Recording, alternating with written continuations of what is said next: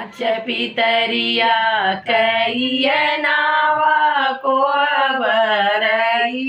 नावा कोहबर मानिक चल दामाद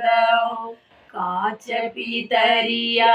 कईय नावा कोहबर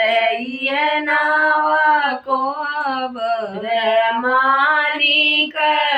चल दामाद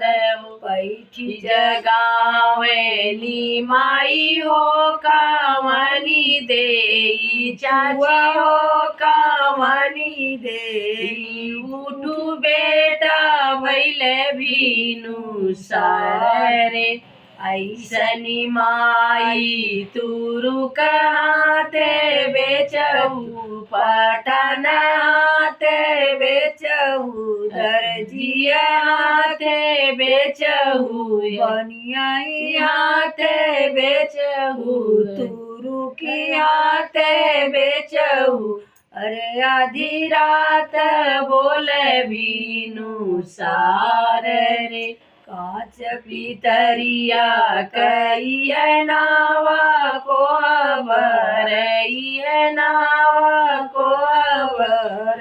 मानिक चल दामाद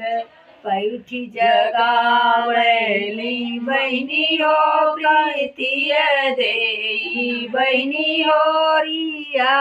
देई बहनी हो गोलुव देई बहनी हो गोल्डिय देई बहनी हो गौरिय देई उठू भैया भैले भीनु सार रे ऐसनी बहिनी तुरु कहते बेचत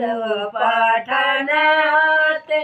बेचतू चमरौटिया में जाके बेचतू नोनिया के हाथे बेचतू अरे आधी रात बोले बीनु सार रे।